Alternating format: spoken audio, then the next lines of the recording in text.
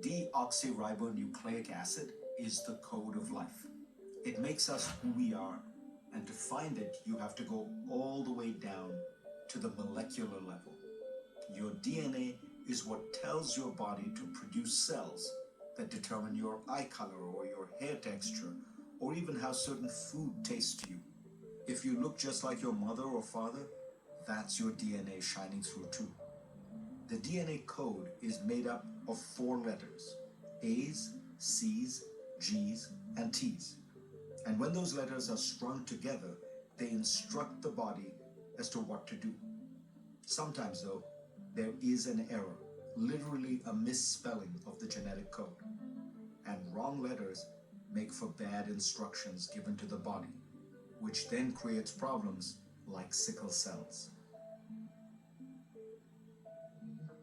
Fascinated by all things DNA, as well as its chemical cousin RNA, Doudna enrolled at Pomona College in Southern California, where you might expect that she sailed through, but it was hard for me. I was studying hard and I wasn't doing as well as I wanted.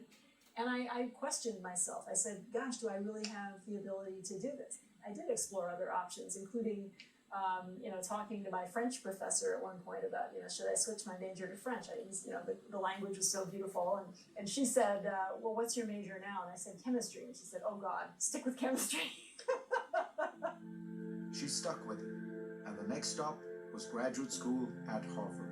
In your story, you have these moments, that human push of people who believed in you and encouraged you was very important. Very important, yeah. All along the way for me. There were all these moments where I had doubts, doubts about myself. I was working in the lab of Jack Szostak, who was widely known around Harvard at the time to be a genius and to be somebody who was on track to win the Nobel Prize. I was kind of suitably intimidated by him. And one day he walked past all the many much more experienced people who were working in the lab, came to my desk, and he said, Jennifer, I was thinking about an experiment last night, and I wanted to see if you think it's a good idea. I was stunned. He is asking my opinion, but I've never forgotten that, because it's the kind of interaction that I think really builds the confidence of a young student and made me feel empowered. Doudna's next stop was Yale, then Berkeley. And you turned down, essentially, the chaired professorship at Harvard to come to Berkeley, partly because it's a public institution, right? Right. I really believe in the mission of Berkeley. It's an extraordinary place in its own right, but it also has a really interesting mission, which is to bring education to everyone, to people around the world, from no matter what their background is. If they are smart and they want to work hard and they want to come and learn, Berkeley wants to open its doors to them.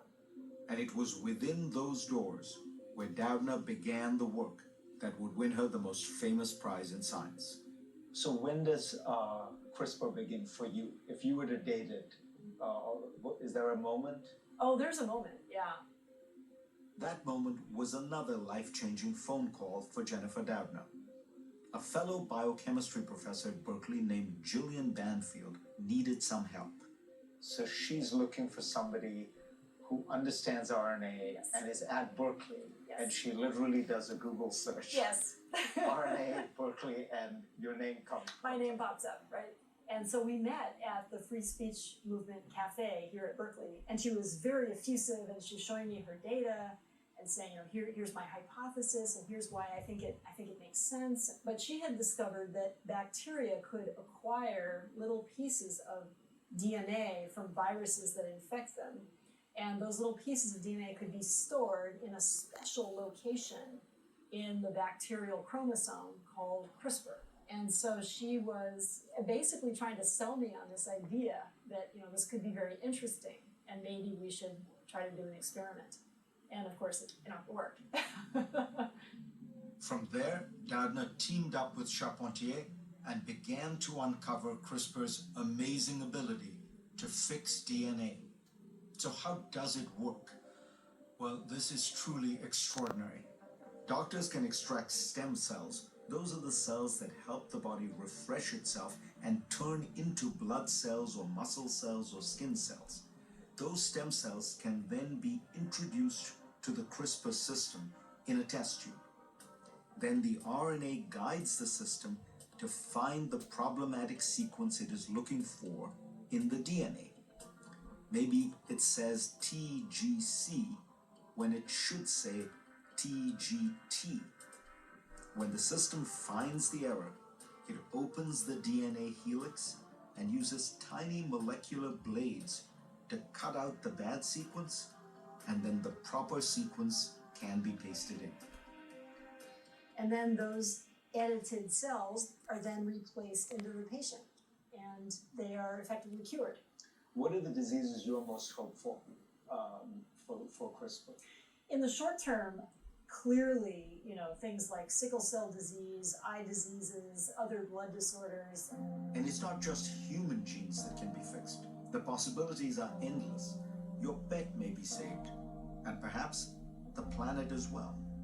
So these are some rice plants that are growing in a dish, and you can just look at these and you can immediately see a difference, right? These rice plants are white, these rice plants are green. Now why is that? Well, these plants, the white ones, have been edited to remove a single gene that creates the green color. So you can see visually the effects of genome editing. And here's the cool thing. So you notice that otherwise they look pretty similar, right? I mean, these look healthy, they're about as tall, and they have the same shape, and everything else about them looks very similar. It's just that they're a different color.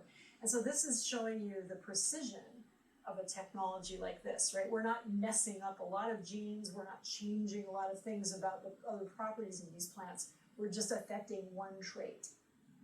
Why should we care about rice? Well, it's one of humanity's biggest sources of protein, but it has big downsides. Rice and cows are the two biggest food-related emitters of methane, a main cause of climate change. And rice needs massive amounts of water to grow. One of Jennifer's colleagues at UC Davis is making great strides toward fixing both of these problems.